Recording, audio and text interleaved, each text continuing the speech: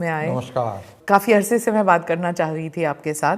अब तो इलेक्शन का सीज़न स्टार्ट हो गया फिर से यहाँ पे महाराष्ट्र में।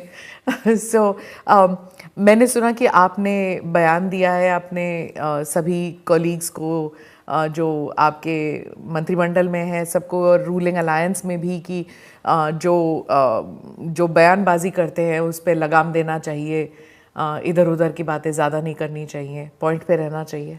सही बात है, हम ज़्यादा बोलने से ज़्यादा काम करें तो बेहतर होता है। और हम काम पर हमारे फोकस करें तो आउटकम अच्छा होता है, लोगों को फ़ायदा होता है। ज़्यादा बोलने से आदमी कुछ ना कुछ गलती कर बैठता है, इसलिए कम बोलो, ज़्यादा काम करो। क्या आपको लगता है कि कुछ ऐसे बयान 2024 में हुए थे जिसकी वजह से एनडीए को नुकसान पहुंचा? लोकसभा में जी। वो तो फेक नैरेटिव हुआ, संविधान बदलेंगे, रिजर्वेशन जाएगा, कई समाज में जो डर का माहौल पैदा किया, मोदी जी आएंगे तो ये होगा वो होगा। और ये जो फेक नैरेटिव जो है उसका पेनिट्रेशन बहुत डीप तक गया और लोगों के एक जहान में एकदम ऐसा बैठा कि जो बात होने वाली नहीं थी। संविधान तो बाबा साहब अम्बेडकर जी ने बनाया और हमारा संविधान जब तक, मैं हमेशा कहता हूँ, जब तक सूरज चांद रहेगा तब तक बाबा साहब का संविधान बना रहेगा। लेकिन लोगों में इतना उन्होंने स्प्रेड किया और आदिवासी हो, मुस्लिम हो, कई लोग हो, दलित हो, इनको थोड़ा जो गलत तरीके से लोकसभा का चुनाव जो है उन्होंने अपने अपने लोगों को सब जगह पर सभा लेकर, मीटिंग लेकर, छोटी छोटी मीटिंग लेकर सब ये फैलाकर लोगों से वोट लिया है। देखिए, एक ही बार कोई भी इंसान एक बार गुमराह हो सकता है, फंस सकता है, बार बार नहीं। अभी इसमें सब अलर्ट हो गए विधानसभा चुनाव में।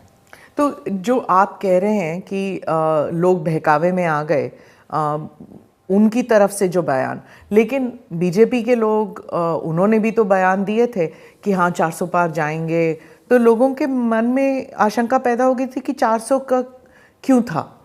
हाँ, 400 पार के वजह से, नारे के वजह से थोड़े कार्यकर्ता भी रिलैक्स हो गए, 400 पार आने वाले। और कुछ ऐसे हमारे लोगों ने कई पर ऐसा बयान देकर लोगों को लगा नहीं ये तो बात सही है, 400 पार हो जाएंगे तो ये होगा, इसलिए एक डर का माहौल पैदा हुआ था। लेकिन लोकसभा का चुनाव एक अलग मेथड होता है, अलग उसके स्टैटिस्टिक्स होते हैं, और विधानसभा के अलग होते हैं।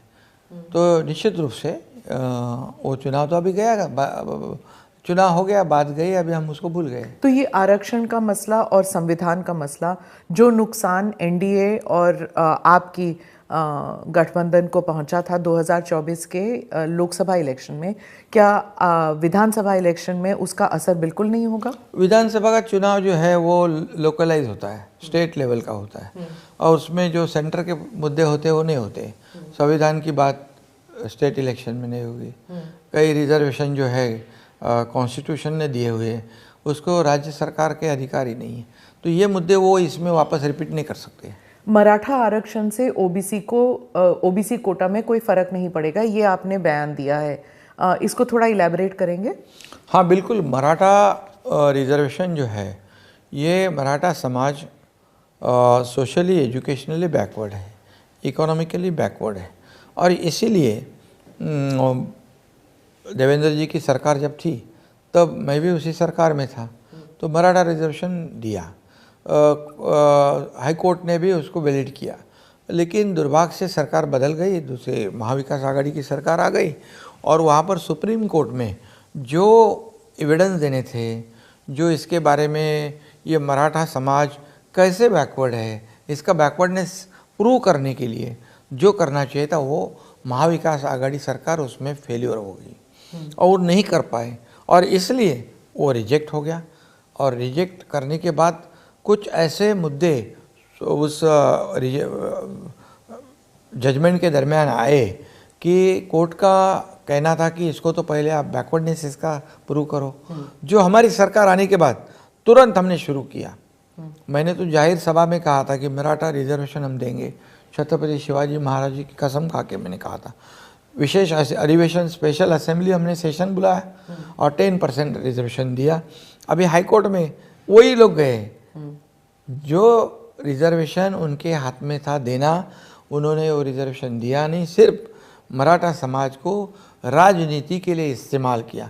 ये दुर्भाग्य है। पर कई लोग कहते हैं कि जो मराठा समाज है, समृद्ध समाज है, उनको रिजर्वेशन की क्या ज़रूरत है? देखिए, यही तो जो बात है, जब डीप में स्टडी करेंगे तो पता चलेगा। अबे हमारे जैसे लोग कहाँ से आए, संघर्ष करके आए, लेकिन कितने गिने चुने लोग समृद्ध हैं, कितने गिने चुने लोगों का शुगर फैक्ट्री है, कितने जो गिने चुने लोगों की इंडस्ट्री है, वो इतने हैं। और जो गरीब तबका है वो इतना बड़ा है। आज माथाड़ी वर्कर, ऊस तोड़ कर्मचारी, मेरी महिलाएं, जो घर काम करने वाली महिलाएं, हमारी बहनें हैं, डब्बे वाले लोग हैं, और जितने सुसाइड हुए अभी, उसमें मेजॉरिटी सुसाइड मराठा समाज की है।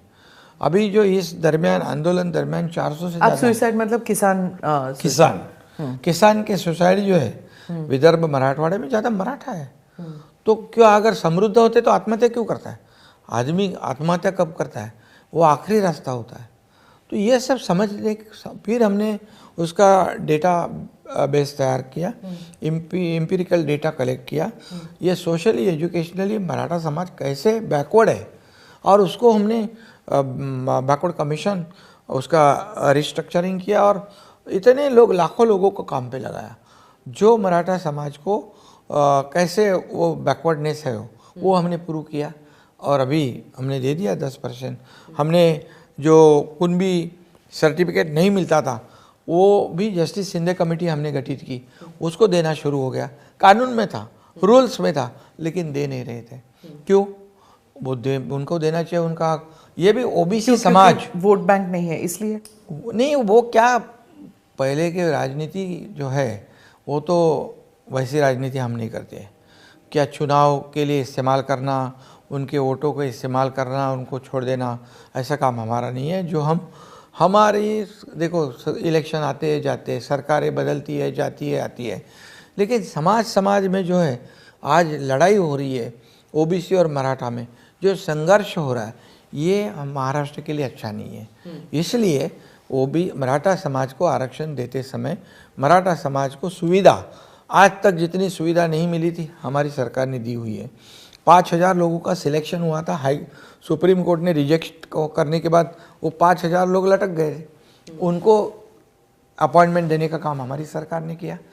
और इसीलिए हम यही चाहते हैं कि मराठा समाज को सुविधा देना, ओबीसी समाज का नुकसान नहीं करना, दोनों समाज को फ़ायदा होगा, तो ही लोग महाराष्ट्र में साथ साथ में रहेंगे, आगे बढ़ेंगे। ये हमारी भूमिका है। एक और आपका बयान था, we do not see Uddhav Thackeray as a challenge, और आपने उनको कहा कि don't cry, fight like a man. तो क्या ये, कुछ लोग कहते हैं कि ये थोड़ा ओवर कॉन्फिडेंस है कि आप उनको चैलेंज ही नहीं मानते? अब नहीं, क्या है, देखिए अभी तो मैंने तो उनके साथ काम किया है, अभी मुझे पता है सब कुछ, और मैं काम करने वाला हूँ। जब कोविड था तो हम काम करते थे, रास्ते में जब उतरते थे, रोड हॉस्पिटल में पीपी किट पहन कर जाते थे। और जो 2.5 साल का मुख्यमंत्री का कार्यकाल होता है उसका आप भी पता कीजिए। घर में बैठकर सरकार नहीं चलाया जाता है, घर में बैठकर राज्य नहीं चलाया जाता है, फेसबुक लाइव से सरकार नहीं चलती है, उसको लोगों के सामने फेस टू फेस जाना पड़ता है, लोगों को सुनना पड़ता है, उनके बीच जाना पड़ता है। किसान का नुकसान हो तो खेती में जाना पड़ता है, जब दुर्घटना हो तो वहाँ पहुँचना पड़ता है। ये सरकार का काम होता है, और इसलिए मैं मेरे काम पे फोकस करता हूँ। ये हमारी सरकार जब से आई तब से हमारे को गालियाँ दे रहे, सरकार गिरेगी, आज गिरेगी, 2 महीने में गिरेगी, 6 महीने में गिरेगी। 2 साल हो गए, सरकार ताकत से काम कर रही है। आज डेवलपमेंट के इतने प्रोजेक्ट उन्होंने रुकवाए थे, समृद्धि महामार्ग, वो नागपुर मुंबई, अटल सेतु, जो अभी हम अटल सेतु बनाए, 2 घंटे 1.5 घंटे लगते, 15 मिनट में ट्रैवल टाइम 15 मिनट का हो गया। कोस्टल रोड मुंबई का, ट्रैफिक कम हो जाएगी, और हम आगे बढ़ा रहे उसको। मेट्रो के काम बनते, मेट्रो शुरू कर दी। कई ऐसे काम जो बंद किए थे उसको हमने शुरू किया। अगर आपने इतने काम किए तो फिर नंबर क्यों नहीं आए इस बार? आपके इतने सीटें क्यों नहीं आई? हाँ, परसेंटेज वाइज अगर आप देखें तो अलग बात है, लेकिन वो कन्वर्ट नहीं हुए सीट में, क्यों? परसेंटेज हमारा ज़्यादा है। अभी टोटल महायुति और उनमें 0.2 का 0.3 का डिफरेंस है। लेकिन इस चुनाव में उबाठा मतलब उद्धव ठाकरे जी और हमारी पार्टी का स्ट्राइक रेट ज़्यादा है उनसे। हम 13 लड़े सामने सामने, 7 हम जीते, 6 वो जीते। वो कोकन बाले किला समझते थे, एक भी सीट उनकी नहीं आई। थाना बाले किला गढ़ समझते थे, थाना हार गए। संभाजी नगर में गढ़ समझते थे, तीसरे नंबर पे उनका कैंडिडेट गया। तो ये जो वोट बेस है जो शिवसेना का, जो बाला साहब ठाकरे जी और आनंद दिघे जी के विचारधारा के वोट हैं, वो शिफ्ट हो गए उनके। अभी ये जो वोट मिले हैं, ये वोट बैंक कांग्रेस की वोट बैंक है, ये टेम्पररी है। कांग्रेस की वोट बैंक उद्धव भाई ठाकरे को मिला है, कैसे? जैसे एक लोकसभा में 6 विधानसभा होती है, माइनॉरिटीज़ वोटर ने उनको इकट्ठा वोट कर दिया। जो एक विधानसभा में 40,000 हो गए, 50,000 हो गए, तो 6 विधानसभा में 2.5 से 3 लाख हो गए। तो एक साथ इतने बड़े वोट मिलते हैं तो फिर वो उसका रिजल्ट बदल जाता है। तो ये बार बार नहीं होता है। तो जो माइनॉरिटी वोट है जो कांग्रेस को गया, क्या माइनॉरिटी वोट उद्धव ठाकरे को गया था इस बार? गया ना। तो गया ना, वो अलायंस में थे ना, इसलिए गया। जो माइनॉरिटी वोटर्स जिन्होंने यूबीटी को वोट दिया है, जब वक्फ बिल पार्लियामेंट में आया तो यूबीटी के लोग पार्लियामेंट में थे नहीं, वो डिबेट के दौरान बाहर चले गए। तो माइनॉरिटी लोग कह रहे हैं एक तो हमने आपको वोट दिया, दूसरा आप चले गए बाहर। तो मुझे ये बताइए, तो माइनॉरिटी किसको फिर अब वोट देगा? अभी माइनॉरिटी को भी उनके ऊपर भरोसा नहीं रहा। इतनी लाख कोशिश करने के बावजूद भी मोदी जी तो प्रधानमंत्री बन गए। इन्होंने कहा था कि मोदी जी को हटाएंगे, मोदी जी प्रधानमंत्री नहीं बनने देंगे उनको, मोदी जी भी बन गए। अब यहाँ पर जब मसला आ गया वक्फ बोर्ड का, माइनॉरिटी का, तब ये लोग भाग गए लोकसभा से। तो अभी वो लोग पहले तो हिंदुत्व को चूरा घोंप दिया, अभी इनको घोंप दिया। अभी वो माइनॉरिटी भी बोलती है कि ये तो भैया हमारे काम के नहीं, खाली लेने वाले हैं, अब देने वाले नहीं है। तो वो भी समझदार है, वो अभी विधानसभा में देखिए, मैं अभी तो कुछ नहीं बोलता हूँ, लेकिन इसका असर तो जरूर पड़ेगा। कैसे पड़ेगा? मतलब कांग्रेस को भी पड़ेगा बुरा असर आपके हिसाब से? क्योंकि अभी हम लोग तो कोई भेदभाव नहीं करते। अभी लाडली बहना में हम किसको सबको देते हैं। अब प्राइम मिनिस्टर साहब ने जो 80 करोड़ जनता को मुफ्त में राशन देने का कई योजना है, महाराष्ट्र में लेक लड़की योजना है। हम कोई जात बात धर्म कोई डिफरेंस नहीं रखते। लेकिन वो लोग सिर्फ लेने के लिए, देने का समय आता है तो हाथ ऊपर करते हैं। मैं थोड़ा सा रेयर व्यू मिरर लगाती हूँ आपको।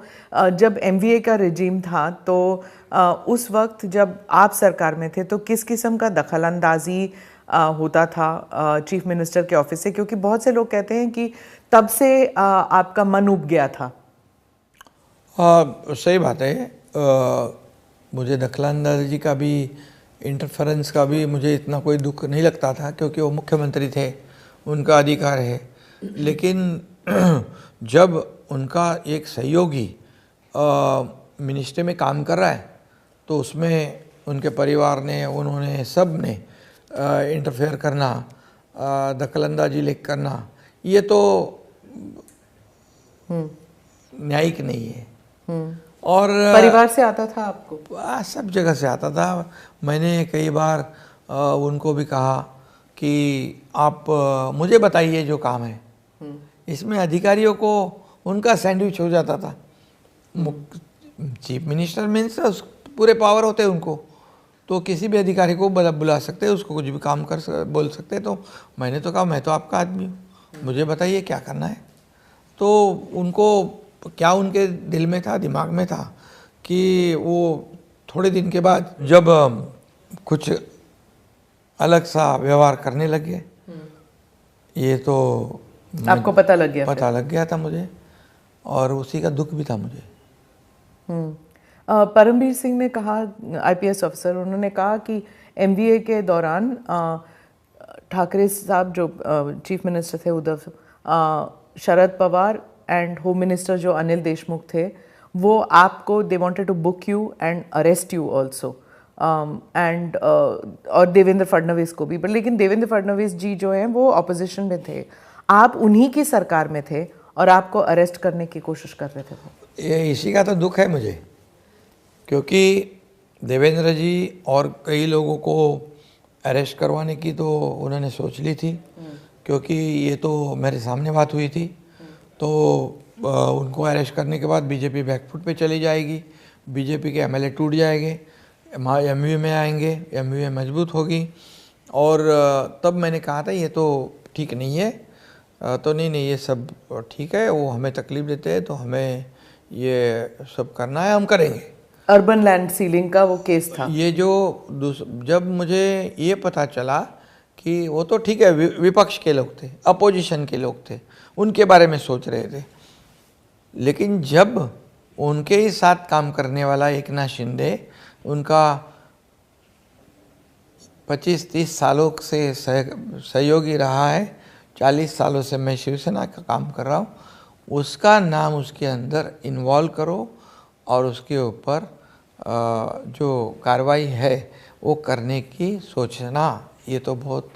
ये आपको कब पता लगा? उस वक्त पता लगा? उस वक्त मुझे भनक तो आई थी, क्योंकि अधिकारी जो लोग हैं, जो ऑफिसर्स हैं, उनके जब मेरे पास आते थे स्टेटमेंट के लिए या कुछ पूछने के लिए, तब मुझे पता चलता था। मैंने बोला भी उनको कि देखो मैं ये डरने वालों में से मंत्री नहीं हूँ और मैं किसी को डरता नहीं है, और मेरे लिए कोई ऐसा काम सोचे तो मैं मेरी ताकत और बाला साहब ठाकरे जी के जो विचार हैं, जो दिगेश साहब ने मुझे सिखाया है, वो मैं करूँगा। ऐसा मैं गुस्से में तब मुझे थोड़ा पता चला था, लेकिन जब मैं मुख्यमंत्री बन गया तब मुझे जानना था कि क्या हकीकत है। फिर वो बुलाया तो बोले वहाँ से हम क्या है, हमें तो बता दिया से आदेश था। हाँ, ये बहुत दुख की बात है, ये बहुत मतलब मेरे लिए शॉकिंग थी ये बात थी। इससे पहले मेरी सुरक्षा के बात भी उन्होंने, जब मैं गढ़चिरौली का पालक मंत्री था, गार्जियन मिनिस्टर था, तब मुझे कुछ धमकियाँ आई थी नक्सलियों से, क्योंकि मैंने नक्सलियों को लगभग ख़त्म करने का काम कर दिया था। वहाँ इंडस्ट्री नहीं आ रही थी, इंडस्ट्री शुरू कर दी मैंने। आज देखो इंडस्ट्री जा रही है, भाग रहे वहाँ पर, चलो चलो चलो। तो तभी जब ऐसी बात आई कि Z+ सुरक्षा इनको देनी चाहिए, पुलिस ने बोला, सभी इंटेलिजेंस ने बोला, सभी ने बोला, तो ये मिनिस्टर ने एक मीटिंग ली, जो होम मिनिस्टर थे MOS, तो उन्होंने मीटिंग लिया, तो उन्होंने फ़ोन कर दिया उनको, हटा दो, इनको Z+ नहीं देना है। नहीं देना क्यों? तो वो पता नहीं, वो मंत्री जी ने मुझे फ़ोन किया, बोले ऐसा ऐसा फ़ोन आया था। तो मैं बोला वो फ़ोन आया तो मुख्यमंत्री जी का सुन लेना भैया। तो बोले नहीं मैं ऐसा करता हूँ, आपको Z+ सुरक्षा दे देता हूँ, भले पेपर में नहीं रहेगी। मैंने कहा ये ऐसे काम मुझे नहीं करना है, और मैं ना डरता है किससे, तो तेरी पुलिस तेरे साथ रख, मैं किसी से डरता नहीं। और आपको नहीं मिला Z+? नहीं, मैं क्यों ऐसा, जब मुख्यमंत्री जी खुद कह रहे हैं ऐसा नहीं करना है, तो मैं क्यों ज़बरदस्ती करूं? जब इंटरनल डिस्कशंस होती थी सचिन वाजे के एक्सपोजे के बाद, तो उस वक्त अनिल देशमुख को रिज़ाइन करने के लिए क्यों नहीं कहा गया था करप्शन केस के लिए? अनिल देशमुख जो जब होम मिनिस्टर थे, तब करप्शन एक्चुअल ओपनली हो रहा था। मैंने भी ये बात मुख्यमंत्री जी से कही थी, मैं अजीत दादा पवार जी से भी एक बार बात करते करते कही थी बात, 2-4 लोगों से कही थी, इतना ऐसा नहीं होना चाहिए। ये होम डिपार्टमेंट जो है, ये लॉ एंड ऑर्डर सिचुएशन बनाए रखने वाला डिपार्टमेंट है, तो ऐसा इस तरह होना नहीं चाहिए, लेकिन हो रहा था, इसलिए उन्होंने उसका भुगतान भी करना पड़ा। तो उस वक्त किसी ने उनको बोला नहीं था कि ये it will come out in the open? कितनी देर तक अधिकारी चुप रहेंगे, बताएंगे तो सही। वो तो महाविकास आघाड़ी का मिनिस्टर था और NCP का मिनिस्टर था, तो उद्धव CM साहब ने बोलना चाहिए था उनको, उनके लीडर को बोलना चाहिए था। क्या सीएम उस वक्त उद्धव ठाकरे जो थे, क्या कभी ऐसे लगा कि वो रिज़ाइन करने के लिए तैयार हैं, वो हटने के लिए तैयार हैं कि मैं हट जाता हूँ, सरकार बचा लेता हूँ, ये सब नहीं करने दूंगा? कभी लगा आपको कि वो हटने को तैयार थे? उनको तो बहुत सालों से सपना था। उन्होंने मैंने उनको ये भी कहा कि आपको अगर बनना था तो आप मुझे बता दें, तो मैं माहौल बनाता था। आपने कहा कि मुझे नहीं बनना है, बाद में कहा कि शरद पवार जी ने कहा है कि आपको बनना पड़ेगा, तो ये ऐसा अगर था तो मैं ही खुद माहौल बनाता था कि चलो इनको बना दो, हमको इनको बनाने का है, उद्धव जी को बनाना है। लेकिन वो सब इतना कॉन्फिडेंशियल रखा, और ये बात तो छुपती है क्या? ये बात तो मुझे कई लोगों ने बताई, ये हमारे लोगों ने बताई। अभी उदा वहाँ पर है, मैं नाम अभी नहीं लूँगा। पवार साहब ने भी बता दी मुझे कि हमारा क्या वास्ता था कि कौन मुख्यमंत्री बने, ये तो आपके पार्टी का सवाल था, ये तो आपके पार्टी का सवाल था। पर वो तो कहते हैं कि मेरे साथ वो हमेशा कहते रहे हैं कंसिस्टेंटली कि मेरे साथ धोखा हुआ था, चुनाव के पहले ही मुझे बताया गया था कि चीफ मिनिस्टर आप बनेंगे, उसके बाद पीछे हट गए थे बीजेपी।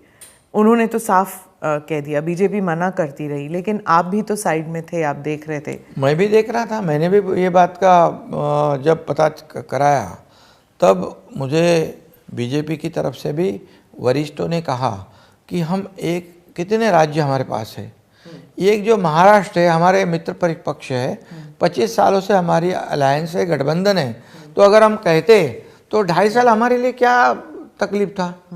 हमने कई जगह पे ऐसा किया हुआ है, मित्र पक्ष के कम विधायक चुनकर आने के बावजूद हम उनको मुख्यमंत्री बनाया है, तो यहाँ क्यों नहीं करते, ये उन्होंने कहा। और ये बात साफ सच है, क्योंकि जिस दिन नतीजा निकला, जिस दिन रिजल्ट आए, तो उद्धव जी ने कहा हमारे लिए सब दरवाजे खुले हैं। ये बोलने का कारण क्या है? मतलब पहले से सोचा था उन्होंने कि अगर मुख्यमंत्री बनना है तो बीजेपी के साथ में हम गठबंधन करते तो सीएम नहीं बन सकते, तो हमको दूसरा कुछ तो गठबंधन करना पड़ेगा। Was he run totally by Sharad Pawar ji? क्या क्योंकि कह रहे हैं कि इतना उन्होंने उस सरकार को चलाने के लिए जो बैकसीट ड्राइविंग शरद पवार जी ने की है, उसकी वजह से उद्धव बाल ठाकरे का जो शिवसेना है, it has suffered a lot as a party. बिल्कुल सबको सफ़र होना पड़ा, क्योंकि हमारे कई कार्यकर्ता जेल में जा रहे थे, कई कार्यकर्ताओं को तकलीफ हो रही थी, कई विधायक हैं उनको उनके चुनाव क्षेत्र में काम करने को नहीं मिल रहा था। ये सब लोग जो है हमारी जो आइडियोलॉजी है, आइडियोलॉजी को मार पड़ रही थी। स्वतंत्र वीर सावरकर जी का जो मुद्दा सदन में आता था तब उसके ऊपर चुप्पी साधे बैठना पड़ता था। हम तो हमारी बाला साहब ठाकरे जी की विचारधारा ये व्यापक हिंदुत्व वाली थी, हम हिंदुत्ववादी या व्यापक हिंदुत्व था उनका।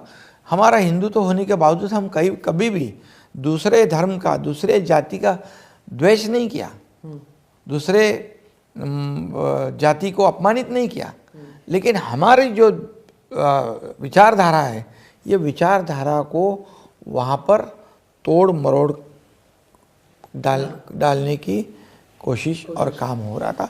इसलिए हमारे विधायक भी चिंतित थे, क्या है फ्यूचर, कैसे जाएंगे लोगों के सामने, काम भी नहीं हो रहा है, विचारधारा भी टूट रही, और कैसे करेंगे। शरद पवार जी से तो आजकल आप भी बहुत मिलते हैं। शरद पवार जी ने खुद उनके किताब में लिखा है उद्धव जी के बारे में, मुख्यमंत्री और उनके पद के बारे में, कि मुख्यमंत्री जो भी हो उसको पूरे राज्य की मालूमात होनी चाहिए, घर में बैठकर राज्य नहीं चलाया जाता है। ये तो उन्हीं के शब्द है, इसका मतलब साफ है कि उन्होंने भी इनको परखा था। तो आपसे क्यों मिलने आते हैं शरद पवार जी? वो जो मुद्दे होते हैं, किसानों के मुद्दे होते हैं, कुछ शुगर फैक्ट्री के मुद्दे हैं, कुछ इरिगेशन के मुद्दे थे, इसलिए आए थे। तब मैंने मराठा आरक्षण के बारे में भी उनको कहा, हमने मराठा आरक्षण के लिए सर्वपार्टी की ऑल पार्टी मीटिंग बुलाई थी, आपको आना चाहिए था। तो बोले नहीं, तब क्या पता नहीं था हमको। मैंने कहा कि हमारी भूमिका तो साफ है, मराठा समाज को आरक्षण देने की आवश्यकता है। ओबीसी समाज को उनका आरक्षण नहीं कम करने का, उनके आरक्षण को कोई भी ठेस नहीं पहुंचाते हुए, उनका कोई नुकसान, अन्य समाज का नुकसान नहीं करते हुए मराठा समाज को आरक्षण देना चाहिए। और आज जो राज्य में जैसे हो रहे जाति जाति में संघर्ष दिखाई पड़ रहा है, मराठा ओबीसी, ये गांव में नहीं जाना, वो कार्यक्रम में नहीं जाना, ये तो हमारी संस्कृति नहीं है, ये महाराष्ट्र की परंपरा नहीं है। ये आपने उनको बताया? हमने कहा चुनाव तो आते ही जाते हैं, पार्टियां आती है बदलती है, लेकिन कोई परमानेंट तो कोई सिक्का मार कर नहीं आता है।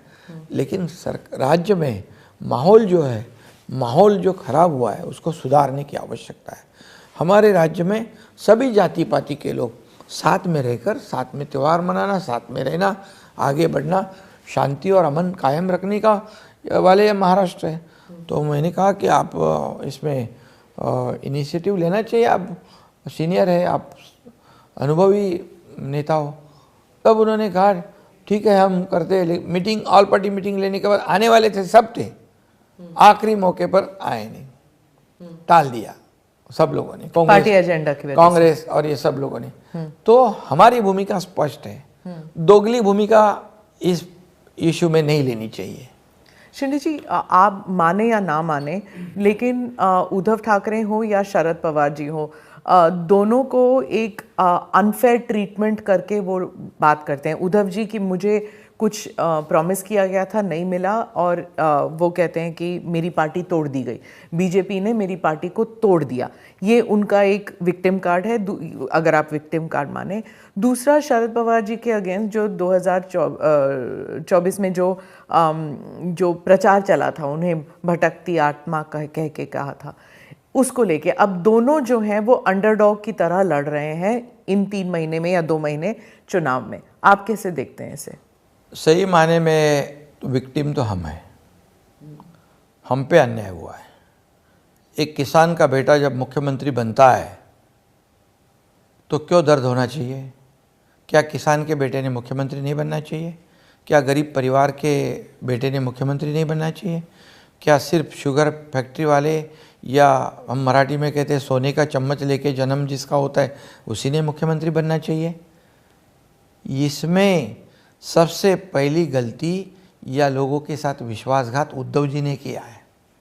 हम लड़े गठबंधन, अलायंस, शिवसेना बीजेपी, हम आपको पता चला कि अब मुख्यमंत्री बनना है तो दूसरे पार्टी को साथ लो जो विचारधारा के बिल्कुल उलट है। बाला साहब ठाकरे जी ने कभी भी ये विचारधारा से कभी भी तालमेल नहीं किया, सत्ता के लिए उन्होंने कभी कॉम्प्रोमाइज़ नहीं किया। बाला साहब ठाकरे जी होते तो ये नहीं करने देते, लेकिन इन्होंने, इनकी मंशा थी, इनके दिल में पहले से था, और इसलिए उन्होंने बीजेपी के साथ तो धोखा किया, लेकिन महाराष्ट्र की जनता के साथ भी धोखा किया, जिन्होंने गठबंधन को वोट दिए थे। और अब कहते हैं पार्टी तोड़ी, पार्टी चुराई। क्या सो रहे थे क्या? क्या पार्टी का प्रमुख का क्या काम होता है? पार्टी टूटती क्यों है? 50 एमएलए क्यों जाते हैं? 13 एमपी क्यों जाते हैं? जिला परिषद के सदस्य इतने लाखों हजारों क्यों जाते हैं? लाखों कार्यकर्ता क्यों पार्टी छोड़ते हैं? इसका आत्मचिंतन, आत्म परीक्षण करना चाहिए।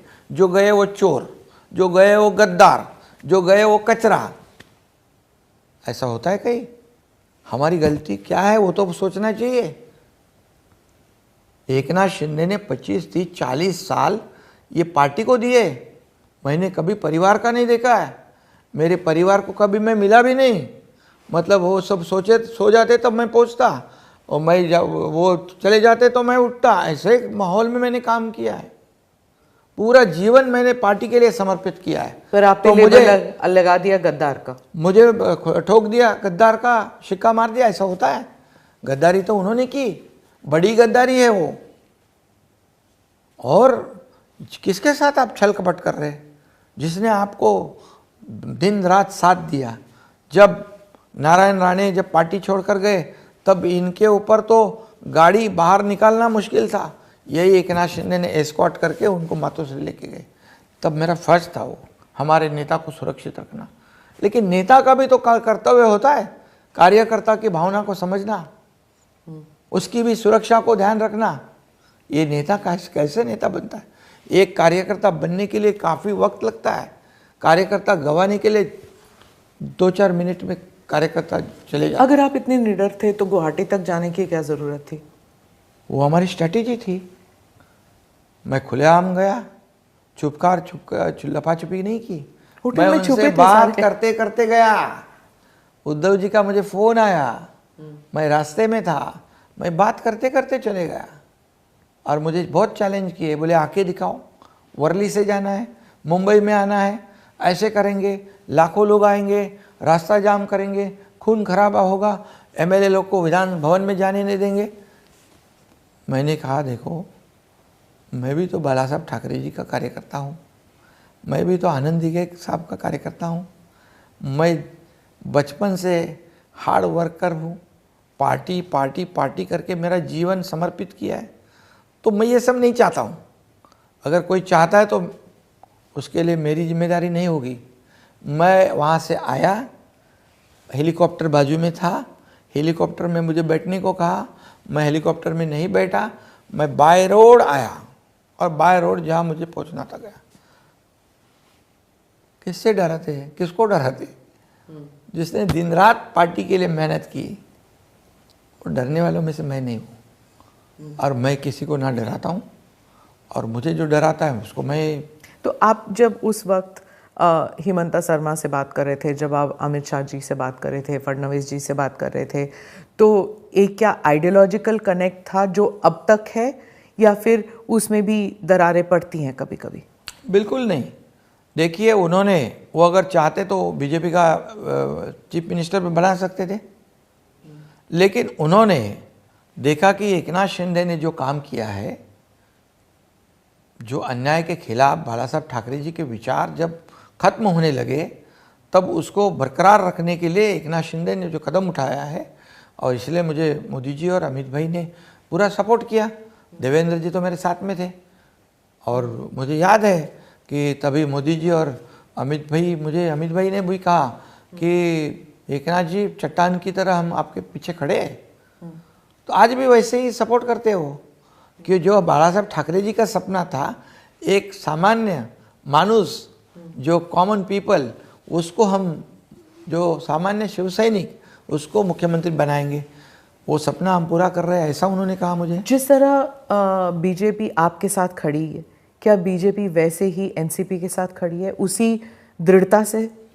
देखिए, इसमें खुद देवेंद्र जी ने भी स्टेटमेंट दिया है, कुछ इमोशनल होता है, कोई आइडियोलॉजिकल अलायंस होता है, एक नेचुरल अलायंस आपके सेंस होता है, कोई पॉलिटिकल अलायंस होता है। तो अलायंस में अभी आ गए हमारे साथ में, हम काम कर रहे हैं एज अ टीम। और शिंदे जी, आपके ही लोग जो हैं वो कहते हैं ये अननेचुरल अलायंस है। कभी कभी सरकार बनाने के लिए अलायंस करना पड़ता है, लेकिन जब आप वोटर के पास जाते हैं, ऑथेंटिक नहीं लगता है।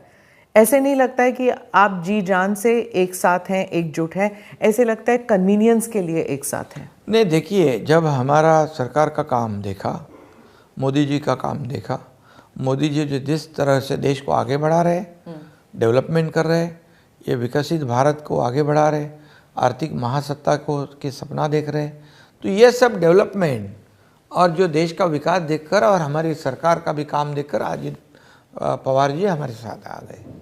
अभी हमारे साथ आ गए, काम कर रहे, वो भी काम कर रहे, हम भी काम कर रहे, देवेंद्र जी भी काम कर रहे। लोगों को क्या चाहिए? लोगों को निर्णय चाहिए, डिसीजन चाहिए फास्ट। तो हम वो फास्ट डिसीजन करने वाले लोग हैं, इसलिए एक तरफ डेवलपमेंट जो रोक दिया था, हमने उसको शुरू किया, दूसरी तरफ कल्याणकारी योजना जो हमने अभी शुरू की है। इसमें 3 एलिमेंट्स हैं, बीजेपी है, आप हैं, एनसीपी है। फडणवीस जी ने कहा कि BJP is the Elder brother of the Mahayuti alliance, तो मैक्सिमम सीट्स वो लोग कंटेस्ट करेंगे, तो ऐसा है? कोई गलत नहीं है इसमें? महाराष्ट्र में उनके ज़्यादा विधायक है, ये तो हकीकत है। तो उसमें कोई हमारा मतभेद नहीं, कोई ईगो इशू नहीं है। हम मिलकर काम कर रहे हैं। आज भी हम, मेरे साथ में दोनों, पहले तो देवेंद्र जी साथ में थे हम, बाद में अजीत दादा आ गए। देवेंद्र जी को भी मैं मुख्यमंत्री से कम नहीं देखता हूँ। मैं कभी भी उनको, मैं बड़ा हूँ वो छोटे, ऐसा कभी मेरे मन में नहीं आता। उनके बारे में भी नहीं आता, अजीत दादा के बारे में भी नहीं आता। हम लोग एज अ टीम काम कर रहे हैं। हमारा मकसद एक ही है, मुझे क्या मिला इससे मैं जनता को क्या दूंगा, मैं मेरे सरकार को, राज्य को क्या दूंगा, मैं मेरे देश को क्या दूंगा।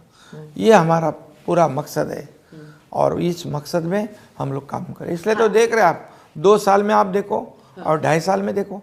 जो 2.5 साल महाविकास आघाड़ी का काम है उसको देखो और 2 साल में हमने जो काम किया वो देखो, आपके कुछ उसका कंपेयर करो। आपके कुछ प्रोग्राम्स के बारे में बताइए, स्पेशली महिलाओं के लिए जो आपने किया, उनके बारे में कुछ बताइए हमें। अभी हमने मुख्यमंत्री माझी लाडकी बहन योजना, मुख्यमंत्री लाडली बहना योजना हमने शुरू कर दी। उसमें हर महीने 1,500 रुपया हमारी बहन को मिलेंगे। 2 बहनें होगी तो 3,000 रुपये हमारा मिलेंगे और एक बहन को 1,500, मतलब साल को 18,000 रुपया ये मिलेगा। और 3 गैस सिलेंडर, जो महिलाओं का इमोशनल बात होती है, कब ख़त्म होता है, कब 3 सिलेंडर मुफ्त में देने का हमने निर्णय लिया है। महिलाओं के लिए लेक लाडली वो इससे पहले शुरू की है। जब जन्म होता है 5,000 रुपया, स्कूल में जाते हैं 6,000, 5वीं में जाता है 7,000, 11वीं में जाती है तो 8,000। 18 साल में उसके खाते में 1,00,000 रुपया जमा होंगे। मतलब लड़कियों ने भी पढ़ना चाहिए, ये हमारा मकसद है। जो लड़कियां आज हायर एजुकेशन नहीं ले पाती, एक लड़की ने आत्महत्या की, सुसाइड की। क्यों? क्योंकि सरकार 50% फीस भर रही थी, लेकिन 50% उसके पेरेंट्स को, उसके माता पिता को भरने की कैपेसिटी नहीं थी, इसलिए आत्महत्या। उसी रात को मैंने सोचा, 12:30 बजे मुझे पता चला। मैं 1 बजे हमारे मंत्री को फ़ोन किया, जो वही डिपार्टमेंट के थे। तभी से मैंने शुरुआत कर दी और उनको भी हायर एजुकेशन, डॉक्टर बनना, वकील बनना, इंजीनियर बनना, वो गवर्नमेंट उसकी फ़ीस अदा करेगा, ये भी निर्णय हमने लिया है। युवा प्रशिक्षण जो है, जो बेरोजगार युवा है, मुख्यमंत्री युवा बेरोजगार योजना हमने शुरू की है।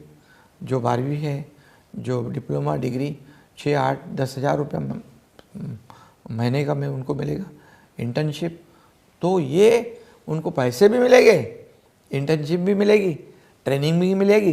तो हमारे पास आने वाली इंडस्ट्री जो है उसको हम ट्रेंड मैन पावर दे सकते हैं। ट्रेनिंग कैसे मिलेगी? मतलब वो इंटर्नशिप करने इंटर्नशिप करेंगे वहाँ पर, पैसे तो हमको देने, हमारे सरकारी, निम्न सरकारी कार्यालय में भी काम करेंगे वो। तो प्राइवेट इंडस्ट्री में वो प्राइवेट इंडस्ट्री में भेजेंगे वैकेंसीज के अनुसार।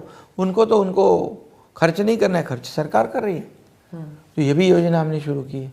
दूसरी योजना जो है, जो सीनियर, इससे आप अनएम्प्लॉयमेंट को भी, आप अनएम्प्लॉयमेंट को भी हम उनको रोजगार देंगे। और कुछ लोगों को तो हम मुख्यमंत्री स्वयं रोजगार योजना जो है हमारी, स्किल डेवलपमेंट, स्टार्टअप, यहाँ पर उसमें भी हम उनको खुद के पैरों पे खड़ा कर रहे हैं। हमने लगभग 60-70 हज़ार लोगों को 15 लाख रुपया कर्ज दिया, उसका इंटरेस्ट गवर्नमेंट ने भरा। किसान और जो सूखा पीड़ित लोग जो हैं, उनके लिए आप कर रहे हैं, क्योंकि महाराष्ट्र जैसे वेल्दी स्टेट में किसान सुसाइड जो होता है, it is a matter of shame for the entire country. सही बात है।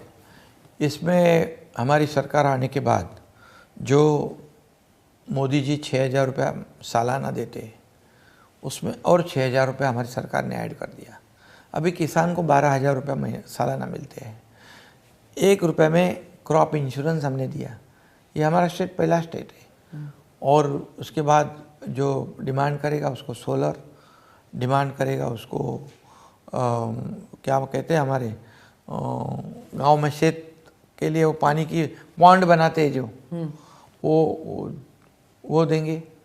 उसके बाद हमने अभी योजना जो शुरू की है, जो इलेक्ट्रिक पंप से खेती करता है, लिफ्ट करता है पानी को, फ्री इलेक्ट्रिसिटी उसको दिया है, ताकि उसको चिंता ना हो बिल भरने की। कई योजनाएं हमने किसानों के लिए की है। किसानों को केंद्र बिंदु हमने समझा है। किसान है हमारा बैकबोन है और इसके बारे में हम लोग बहुत सोचते हैं। इतने सारे जो योजनाएं हैं, इसमें काफ़ी सारे आप फ्रीबीज भी इनको कहा जा सकता है। तो जो ऑपोजिशन है वो कह रही है कि आप के पास इतना फंड्स है नहीं जितना आप लोगों को कह रहे हैं कि आप उन्हें देंगे, तो बैंक्रप्सी हो जाएगी। जैसे कि कर्नाटका में जो दिक्कत आ रही है कि जो इलेक्शन के दौरान जो प्रॉमिसेस किए गए थे उनको फुलफिल नहीं कर सकते हैं। उनका अनुभव वो बता रहे, क्योंकि उन्हें कर्नाटक में उन जनता को फंसाया है। पहले कहा हम ये देंगे वो देंगे फलाना देंगे, बाद में बोलते पैसे नहीं है, सेंटर ने देना चाहिए। घोषणा करने वक्त अपना चादर देख के घोषणा करनी चाहिए ना, हमारी कैपेसिटी देख के घोषणा करनी चाहिए। हमने जो घोषणा की है, ये घोषणा के लिए हमने हमारे लाडली बहनों के लिए 33,000 करोड़ रुपए का प्रावधान किया है बजट में, पूरे आर्थिक वर्ष के लिए। दूसरी बात, युवाओं के लिए हमने बजट में किया है 55,000 करोड़ 60,000 करोड़ रुपया का पूरा प्रोविज़न हमारी सरकार ने किया हुआ है। और हम जो जीडीपी से 25% तक की लिमिट में हम लोन उठा सकते हैं, हम तो 17.5 पर है।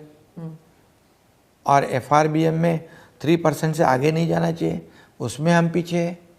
हमने पूरी तरह नॉर्म्स फॉलो किए हुए हैं। हम अगले 3-4 साल ऐसी ये योजना 4-5 साल योजना का लागू पूरी तरह करते रहेंगे, इतना हमने प्रावधान किया है। ये योजना लागू नहीं होनी चाहिए, ये हमारे बहनों के खाते में पैसे नहीं जाने चाहिए, इसलिए ये सब बदनामी कर रहे हैं। उन्होंने तो देने की कोशिश नहीं की, ये अनएक्सपेक्टेड था उनके लिए। उनको ये पता नहीं था इतनी बड़े पैमाने पर ये स्कीम्स लॉन्च होगी। मैंने चैलेंज के साथ कहा है 17 तारीख को हमारी लाडली बहनों के खातों में अकाउंट में 2 किस्त जाएंगे, अगले फिर एक किस्त जाएगा, ये लगातार किस्त जाना शुरू रहेगा। और इसलिए क्योंकि हमने उसका प्रोविज़न किया है। हम जो बोलते हैं वो करते हैं। ये चुनाव तो आते जाते रहते हैं, तो हम उनके जैसे प्रिंटिंग मिस्टेक हो गई, ये चुनावी जुमले थे ऐसा नहीं बोलने वाले लोग हैं, क्योंकि हम जनता के बीच के लोग हैं। हम जनता का मुख्यमंत्री हूँ। मैं मास ग्रास रूट से आया हूँ और मास में जाता हूँ मैं। हम ऐसा फंसा नहीं सकते लोगों को, उनको हम फिर कैसे मुंह दिखाएंगे? ये हम वो नहीं है, जो बोलते हैं वही करेंगे, जो करने वाले होंगे वही बोलेंगे। आपने पहले भी कहा, कोर्ट में भी गए, हाँ कोर्ट में भी गए, ये रद्द होनी चाहिए। ऐसा कभी होता है? ये हमारी योजना है सरकार की, सरकार को अधिकार है हमारी जो बहना है उनको थोड़ा सा आर्थिक सपोर्ट देना। ये कैसे चलाते हैं घर? ये घर चलाना मुश्किल है, कितना मुश्किल है, ये कसरत है, ये कितना बड़ा एक्सरसाइज करती है हमारी बहना। ये वो लोग बोलते 1,500 रुपये क्या है, भीख देते हो, 1,500 रुपये में क्या खरीद लोगे? लेकिन जो करोड़ों में खेलने वाले लोगों को 1,500 तो कम ही होगा। आज 1,500 रुपये से वो हमारी बहन बच्चे के लिए कुछ खरीदेगी, किताब खरीदेगी, अभी नहीं तो उसको कहीं मायके जाना है तो वो अपने हस्बैंड के पास पैसे मांगेंगी, तो थोड़ा ये संकोच होता है। अभी वो खुद उसके जेब में पैसे आएंगे। और एसटी बस में हम लोग ने 50% किया है भाड़ा, कहीं भी जाओ 50% महिलाओं को। तो ये जो पैसे हैं वो खरीदेगी, मार्केट में जाएगी, दुकान में जाएगी, अपने पति के लिए खरीदेगी, अपनी सास के लिए खरीदी। ये पैसा मार्केट में ही चलते रहेगा। ये अर्थव्यवस्था में ये पैसे कहीं बाहर नहीं जाने वाले, इससे अर्थव्यवस्था मजबूत होगी। और सबसे मैं यही बताऊंगा, हमारे परिवार में भी मैंने देखा है, मैं भी गरीबी से आया हूँ। हमारी माँ कैसे घर चलाती थी, राशन के पैसे, दूध के पैसे, बच्चों के फीस के पैसे, कैसे कैसे उसको जुगाड़ करना पड़ता था। अभी ये पैसे जो मिलेंगे वो 1,500 रुपया हमारी बहनों के लिए बहुत ही मददगार साबित होगा, क्योंकि ये पैसे रोटेशन में चलेंगे, इससे अर्थव्यवस्था बढ़ेगी। अर्थव्यवस्था ये कुछ बहनें हमारी छोटा मोटा उद्योग कर लेगी, 2-4 महीने के पैसे जमा करके, ये बहुत कुछ हो सकता है। और अर्थव्यवस्था को एकदम बराबर चलाने का काम ये हमारी महिला, हमारी बहना सबसे खूबसूरत नियोजनबद्ध तरीके से चला सकती है। शिंदे जी, आपने अपनी ज़िंदगी के बारे में कहा कि आप संघर्ष की ज़िंदगी रही, आप लोगों के बीच रहे, परिवार के लिए आपके पास ज़्यादा वक्त नहीं था। थोड़ा उसके बारे में हमें बताएंगे कि कैसे आपका बचपन बीता, कैसे आपका युवा जो दौर था उसमें आप कैसे पॉलिटिक्स में आए, क्यों आए, क्या करने का मकसद था आपका? मैं पहले से मेरा एक सोशल वर्क करना यही मुझे अच्छा लगता था शुरू से। मैं जब से छोटा स्कूल में जाता था तभी से मैं एक दूसरे को हेल्प करता था। फिर मैं कॉलेज गया, वहाँ पर भी मैं यही करता था। जब मुझे समय मिला वहाँ पर मैंने सोशल वर्क की किया, मदद किया। और ये करते करते करते करते मैं हमारे आनंद दिघे साहब के उनके मार्गदर्शन में काम करते रहा। तब बड़े बड़े आंदोलन होते थे, ये महंगाई होती थी, ये शुगर की महंगाई, ये तेल की महंगाई, बड़े आंदोलन, उसमें मैं सहभागी होता था, भाग लेता था। जहाँ अन्याय हो गया वहाँ मैं टूट पड़ता, वो अन्याय जो पीड़ित है उसको न्याय देने का काम करता था। कई काम मैंने किए। और मेरी घर की परिस्थिति तो गरीबी से मैं आया हूँ, इसलिए मुझे गरीबी मालूम है। और ऐसे परिस्थिति में आज मैं जब मुख्यमंत्री, तब मैंने देखा है सब कुछ। मेरे घर के माँ का मैंने बताया, मेरी बीवी, माँ, ये सब जो मेहनत सब लोग करते थे, तब से मैंने देखा है। अब मैं तभी सोचता था कि जब मुझे कुछ अधिकार प्राप्त हो जाए तब मैं मेरे जनता के लिए भी कुछ कर सकूं। एक वक्त था आपकी ज़िंदगी में जब आप सब कुछ छोड़ देना चाहते थे, जब पर्सनल ट्रेजेडी हुआ आपकी ज़िंदगी में, उससे कैसे उभर आए? मैं इसलिए आपसे पूछ रही हूँ क्योंकि बहुत से लोग, हमारे दर्शक हों या सुनने वाले हैं, वो इंस्पायर होंगे कि जब इतनी बड़ी ट्रेजेडी होती है वो किसी को तोड़ भी सकती है और किसी को स्ट्रेंथ भी दे सकती है उभर के बाहर आने के लिए। ये 2000 में ये इंसिडेंट हुआ था। उसको आज भी मैं मेरे सामने, नज़र के सामने वो इंसिडेंट आता है तो मुझे खुद को संभालना बहुत मुश्किल होता है। और उस वक्त मेरे 2 बच्चे, जो हम गांव जाते थे हर साल, और हमारा गांव में ही कोयना का बैक वाटर है, कोयना रिवर का डैम का। तो हर साल वो मोटर बाइक से वाटर स्पोर्ट्स में खेलते थे और देखते देखते वो बिछड़ गए मेरे से। और तब मैं पूरा कोलैप्स हो गया। मेरी बीवी श्रीकांत अभी 12-13 साल का था और मेरे लिए बचा ही नहीं था कुछ। फिर मुझे परिवार को ही एक सहारा और सपोर्ट देना मेरा फर्ज था। फिर मैं कोई काम सोच लिया कि मैं कुछ काम नहीं कर पाऊँगा, क्योंकि इतना बड़ा आघात, इतना बड़ा नुकसान मेरा हुआ था। तो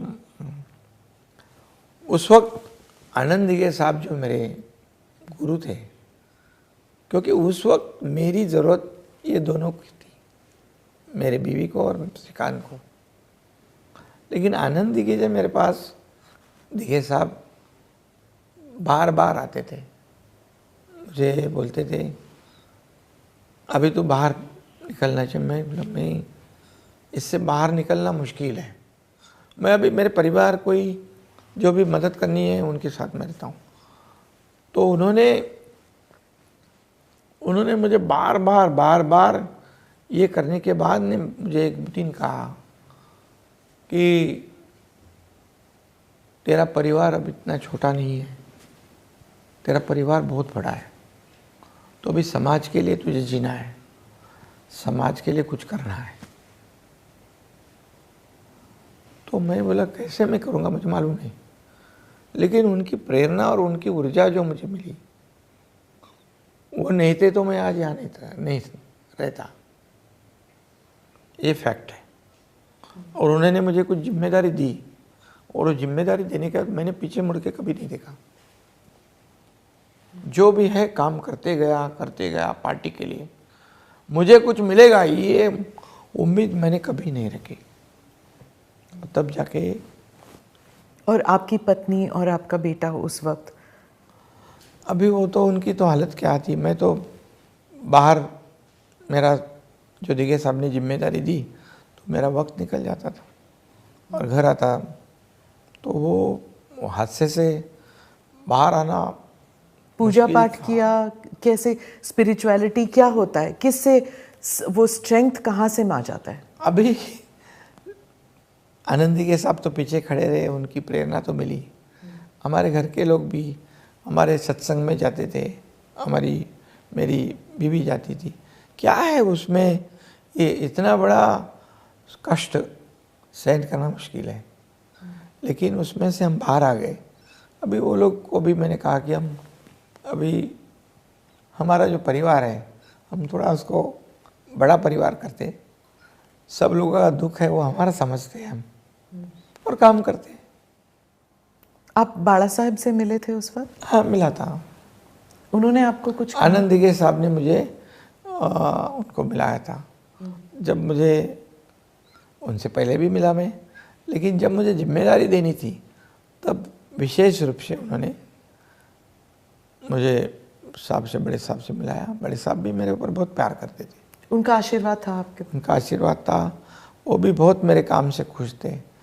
मुझे कोई भी काम देते तो उसको उनको मालूम था कि ये काम, ये जिम्मेदारी एकनाथ शिंदे बखूबी निभाएगा, इतना विश्वास था उनको। आपको जब आप पार्टी से हटे उस वक्त, जब आपके साथ लोग गए, कभी आपको लगता था कि आप पार्टी तोड़ने का काम कर रहे हैं? कभी आपको ऐसे लगता था जैसे लोग जब कह रहे थे ये दगाबाज है, ये पार्टी तोड़ रहा है, आप पे इल्ज़ाम लगता था? कभी वेवर किया कि हाँ क्या मैं सही कर रहा हूँ या गलत कर रहा हूँ? बहुत बड़ा कदम था उस वक्त, आपको थोड़ा सा लगा कभी? क्योंकि परिस्थिति ऐसी निर्माण हो गई, हम अगर यही रहते इनके साथ तो पार्टी टूट जाती, पार्टी खत्म हो जाती, धनुष्बाण चिन्ह भी खत्म हो जाता। क्योंकि पार्टी के वर्कर नहीं रहेंगे तो पार्टी कैसे रहेगी? अगर पार्टी का मुखिया, उसका जिम्मेदारी होता है कि हमारे सब लोगों को जोड़ के रखना, हमारी पार्टी को आगे बढ़ाना, हमारी पॉलिसीज ऐसी होनी चाहिए कि पार्टी को आगे बढ़ाते समय पार्टी का फायदा लोगों को होना। अगर हम पार्टी के प्रमुख हैं तो हम हमारा खुद का परिवार का स्वार्थ देखें और पार्टी का स्वार्थ नहीं देखें, पार्टी का फायदा नहीं देखें तो पार्टी बड़ी नहीं होती है। पार्टी का कार्यकर्ता ही पार्टी को बड़ा करता है। तो जब संकट में कोई कार्यकर्ता होता है तो उसके पीछे खड़ा रहना ये पार्टी के मुखिया का काम होता है। तो हमने देखा कि ये पार्टी कोई और चला रहे, बैठे कोई है और है, तो ऐसे ही रहेंगे। और जो हाथ से बताया आपको कि कैसे कैसे हमको ख़त्म करने की कोशिश और साजिश हो रही थी, अगर हम ऐसे ही रहते, और हम क्या कर रहे थे, आप अभी ये छोड़ो, आप बीजेपी के साथ गठबंधन करो, सब हो गया, आपने उनको सिखाया या उन्होंने आपको सबक सिखाया, छोड़ दो, अभी हम एक होने का समय और ज़रूरी है। मैं ऐसा सोचने वाला आदमी, मैं 5 बार मुख्यमंत्री जी से कहा कि हमें ये करना चाहिए, तो क्या मैं मुख्यमंत्री बनता? नहीं बनता मैं, लेकिन पार्टी को जोड़े रखने के लिए मेरी कोशिश थी। क्या उद्धव जी अकेले ये डिसीजन ले रहे थे या उनके पीछे कोई और था? वो तो सबको पता है कि वो परिवार के साथ मिलकर ही डिसीजन लेते थे, लेकिन एक डिसीजन उन्होंने अगर ये लेता, पार्टी तो बचती। पार्टी गठबंधन हम बीजेपी के साथ करते तो हमारे आइडियोलॉजी भी टिके रहती, बाबा साहब ठाकरे जी के विचार भी टिके रहते और हमारी पार्टी के सब एक पार्टी हो रही थी। अगर एक पार्टी के अंदर पार्टी का मुखिया अगर गलत डिसीजन लेता है तो क्या पार्टी के सब लोगों ने वो गलत डिसीजन उनका फॉलो करना चाहिए? क्या उसको गलती को कैरी फॉरवर्ड करना चाहिए? ऐसा तो कोई लोकशाही में नहीं होता है। डेमोक्रेसी में मेजॉरिटी को इम्पोर्टेंस रहता है, महत्व रहता है। तो जब हमारे साथ 40, 10, 50 एमएलए की सोच एक है और 10-12 आदमी लोग की सोच एक है, तो फिर लोकशाही में क्या होता है?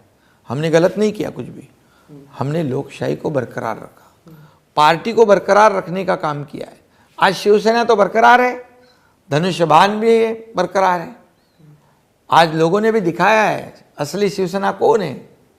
हम 13 जगह पर आमने सामने लड़े, हम उसमें से 7 जीत गए, वो 6 जीत गए, तो दिखा दिया। मैंने अभी कहा ना, उसमें मैंने पहले कहा कि गढ़ जो है वो तो शिंदे जी, मुझे हिंदुत्व का डेफिनेशन शिवसेना के माध्यम से बताइए कि what is the definition of Hindutva, और क्या भारत के लिए is it negative, is it a positive force?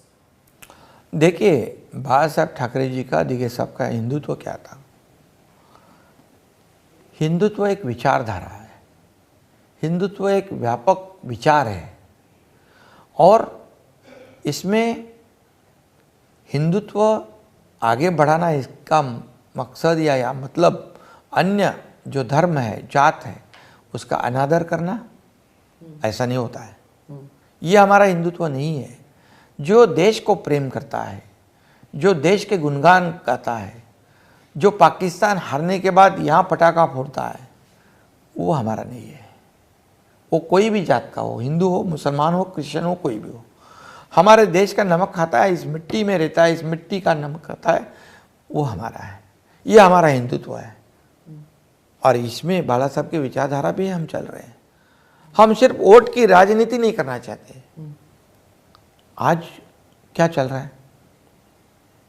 ये सब सत्ता पाने के लिए। हमारी पार्टी वैसी नहीं है। हमारी पार्टी की विचारधारा बाला साहब ठाकरे जी की विचारधारा को आगे बढ़ाना है।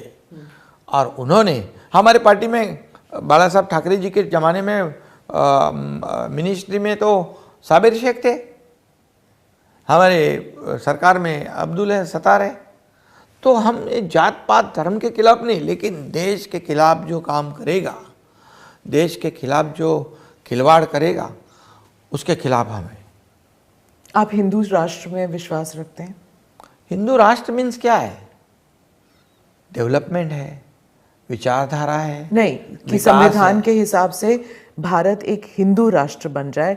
ऑपोजिशन कहती है कि बीजेपी और उसके एलाइज जो हैं वही चाहते हैं कि संविधान बदलकर भारत को एक हिंदू राष्ट्र बना दिया ये जाए। गलत है उनका। संविधान बदलना क्या मुमकिन है? डॉक्टर बाबा साहेब अम्बेडकर जी ने संविधान जो बनाया, पूरी दुनिया में से सर्वोत्तम संविधान हमारा है, और उनके संविधान पे देश चलता है, हमारा सरकार चलता है। और संविधान के वजह से ही मोदी जैसे एक सामान्य परिवार का इंसान, एक व्यक्ति देश का प्रधानमंत्री बन गया, और यहाँ पर एक सामान्य किसान का बेटा मुख्यमंत्री बन गया। तो ये संविधान कौन बदल सकता है? और अगर ये फेक नैरेटिव है सब, ये बिल्कुल झूठा है।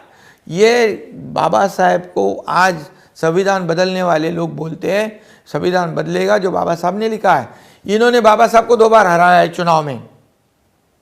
बाबा साहब को कांग्रेस ने कितनी तकलीफ दी है। बाबा साहेब अम्बेडकर जी कहते थे ये कांग्रेस से दूर रहो, ये कांग्रेस जलता हुआ घर है। ये स्टेटमेंट हमारे नहीं है, परम पूज्य डॉक्टर बाबा साहेब अम्बेडकर जी के। संविधान दिन मनाना किसने शुरू किया? इतने 50-60 सालों में कांग्रेस को कभी सूझा नहीं, मोदी जी ने शुरू किया। तो कैसे संविधान बदलेंगे? ये वोट को बटोरने के लिए ये सब उन्होंने किया। लेकिन ज़्यादातर हिंदुस्तानी जो हैं ये मान गए थे कि बीजेपी जो है वो हिंदू राष्ट्र लाने की कोशिश कर रही है। इसीलिए जो डर का माहौल था, इसी की वजह से जो माइनॉरिटीज़ हैं उन्होंने वोट दिया है, कांग्रेस को वोट दिया है, जो भी बीजेपी को हरा सकता है। और ये हिंदू राष्ट्र की जो बात है वो सिर्फ हमारे देश में नहीं, बाकी की फॉरेन मीडिया जो है वो भी लिख रही है कि अगर बीजेपी ये 3 राज्य में जो इलेक्शंस होने वाले हैं, अगर यहाँ पर जीत जाती है तो एनडीए सरकार और मजबूत हो जाएगी और हिंदू राष्ट्र is a reality, it can happen. ऐसा मोदी जी ने कहा क्या? मोदी जी को हराना, सब लोगों ने हराने के लिए इंडिया अलायंस बनाया। क्या हरा पाए मोदी जी को? ठीक है, सीटें तो कम ज़्यादा होती है, लेकिन मोदी जी प्रधानमंत्री बनना चाहिए। इतने नंबर्स उनको मिलने चाहिए, ये तो देश की जनता ने दिए, तो इसका मतलब देश की जनता उनके खिलाफ है क्या? उनके बाजू से है। और कांग्रेस के 3 बार 14, 2014, 2019, 2024 100 तक नहीं पहुंच पाए। काय के पेड़े बांट रहे? मोदी जी जीतने की खुशी में, मोदी जी तीसरी बार प्रधानमंत्री बनने की खुशी में पेड़े बांट रहे हैं क्या? 3 बार हारने का हैट्रिक करने के लिए पेड़े बांट रहे? समझ में नहीं आता कुछ, ये क्या है? इसलिए ये सब झूठ है। ये कितने फेक नैरेटिव फैलाकर इन्होंने ये किया है, फिर भी इतने सब लोग इकट्ठा आने के बाद भी मोदी जी को नहीं हरा पाए, क्योंकि इस देश को मोदी जी की जरूरत है। सभी विदेशी मीडिया हो या भारतीय मीडिया, सब तीनों इलेक्शन के रिजल्ट को इंतज़ार कर रही है देखने के लिए कि अगर 3 इलेक्शन हार जाती है एनडीए, तो एनडीए की सरकार डामाडोल होगी। ये सब विशेषज्ञ कह रहे हैं। कौन से 3? जो अब 3 विधानसभा चुनाव होने हैं। महाराष्ट्र तो हम जीतेंगे, मैं तो कॉन्फिडेंस के साथ कहता हूँ। महाराष्ट्र में महायुति सरकार पूरी मेजोरिटी के साथ, थम्पिंग मेजोरिटी के साथ जीतेगी, क्योंकि लोग यहाँ के महाराष्ट्र के समझदार है। 2.5 साल क्या किया है, 2 साल में हमने क्या किया है, और विकास और कल्याणकारी योजना क्या है, ये कौन लाया है। आज लाडली बहना का आज देखे कितने गांव गांव में, शहर शहर में सभी हमारे बहना इतना उत्साह दिखाई पड़ रहा है। कितनी योजनाएं लाए। क्यों? सरकार किसके लिए चाहिए? सरकार उनको जीवन में कुछ देने के लिए चाहिए ना, उनके जीवन में कुछ बदलाव लाने के लिए चाहिए। हम पूरी ऐसी इकोसिस्टम बनाइए, घर में लाडली बहना को, मुख्यमंत्री लाडली बहना को फायदा, लड़की है उसको हायर एजुकेशन, लेक लड़की जो है लखपति योजना वो किया है, किसानों को हमने किया है, अगर घर में युवा है उसको स्टाइपेंड है, ये सब योजना की है ना। ये तो ये देखिए, हम ये चुनाव के लिए नहीं किया है, ये इसको प्रिपरेशन करना पड़ता है, तुरंत के 1 दिन में 1 महीने में नहीं होता है। हमने ये लेक लड़की योजना जो है तो 8 महीने पहले की, इसका प्रिपरेशन भी हम 8 महीने से 9 महीने से कर रहे थे। तो ये चुनाव सामने नज़र में रखते हुए हमने कोई भी योजना नहीं की है।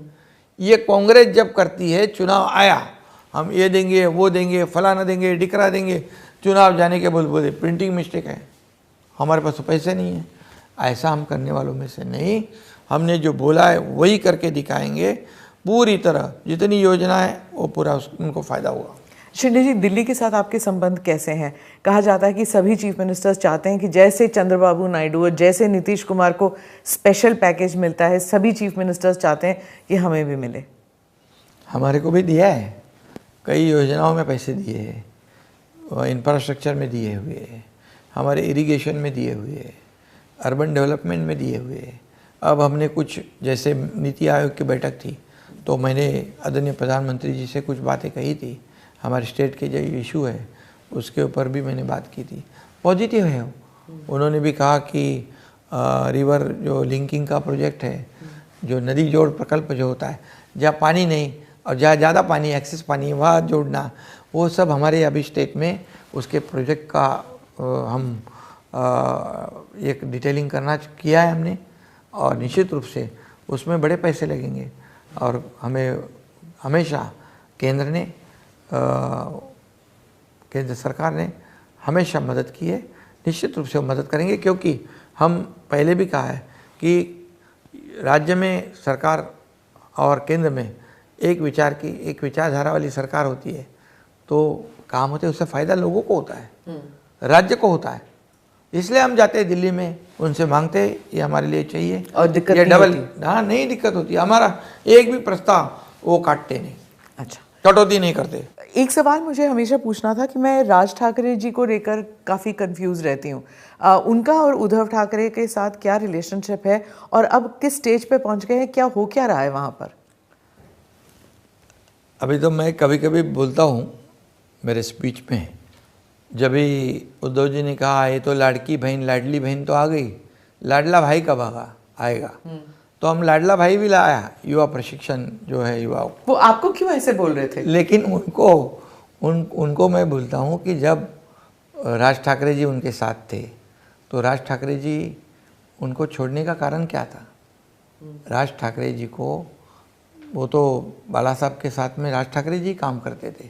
95 का जो चुनाव था उसमें पूरे दौरे सभाएं राज ठाकरे जी ने की। हाँ, बाजू में थे सारे। हाँ, साथ में थे, वो अलग सभा करते थे, अलग सभा करते थे, पूरा माहौल बनाया था। लेकिन जब राज ठाकरे जी को जिम्मेदारी देने का वक्त आ गया, तब उद्धव जी की मंशा जागृत हो गई, जैसे अभी मुख्यमंत्री बनने की हुई थी, और राज ठाकरे जी को बाजू कर दिया। उनके मुख से बुलवाया, प्रस्ताव लाया कि उद्धव जी के कार्याध्यक्ष बनाने का, और उनको हटा दिया। हटाने के बाद भी राज ठाकरे जी कहते थे, जहाँ शिवसेना कमज़ोर है उसकी जिम्मेदारी मैं लेता हूँ। लेकिन इनसिक्योरिटी के वजह से वो भी नहीं दे पाए, दिया। और इसीलिए राज ठाकरे जी को, पर वो बाला साहब ठाकरे जी के इच्छा नहीं थी राज ठाकरे जाए। हाँ, पर वो आपके साथ क्यों नहीं है? आपके कोalition में क्यों नहीं आते वो? साथ में है ना मेरे। नहीं, पर इस इलेक्शन में तो नहीं लड़ रहे आपके साथ? नहीं, अभी पिछले लोकसभा में तो हमारे स्टेज पे आए थे ना। हाँ, पर अभी स्टेट इलेक्शन में साथ नहीं लड़ेंगे। हमारे खिलाफ भी किधर है? अभी तो समय बाकी है ना। ठीक है, आगे देखते हैं क्या होता है। आगे देखते हैं। लेकिन ये मतलब डिजर्व वो थे उस वक्त, काम करने वाले थे। मैंने जब अजीत पवार जी का इंटरव्यू किया तो वो कहते कि परिवार अलग है और पार्टी अलग है, लेकिन मुझे तो नहीं लगता कि इस देश में कोई भी पार्टी ऐसे है जहाँ पे परिवार को पार्टी से अलग किया जा सकता है, चाहे एनसीपी में हो चाहे शिवसेना में हो। नहीं कर सकते हैं। एक नहीं, क्या परिवार है, का डायनामिक्स और पार्टी का डायनामिक्स इंटरलिंक्ड है। कैसा है, मुखिया ने, पार्टी के प्रमुख ने परिवार के फायदे से ज़्यादा पार्टी के हित को देखना चाहिए। पार्टी कैसी बड़ी हो जाए इसको देखना चाहिए। जैसे अभी आपको आपने पूछा है, इसके लिए बताता हूँ। मेरा बेटा डॉक्टर श्रीकांत शिंदे तीसरी बार एमपी बन गया, और एक मिनिस्ट्री हमें मिल रही थी, लेकिन हमारे 6 एमपीज बोल रहे थे कि श्रीकांत को मिनिस्टर बनाओ। लेकिन श्रीकांत ने खुद कहा कि मैं पार्टी का काम करूँगा, हमारे में जो सीनियर है उसको दे दो। तो अगर मेरी जगह पे दूसरा होता तो क्या करता था? पहले अपने परिवार के इसको बिठाता, लेकिन हमने पार्टी के सीनियर एमपी को मिनिस्टर बनाया।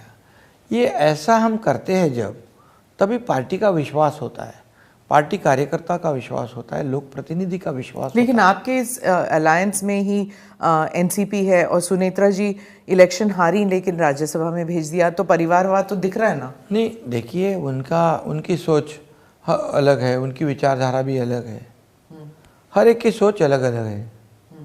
तो जैसे सोचते हैं वैसे कार्रवाई होती है। तो मैं ऐसे सोचता हूँ तो मैं ऐसा करता हूँ।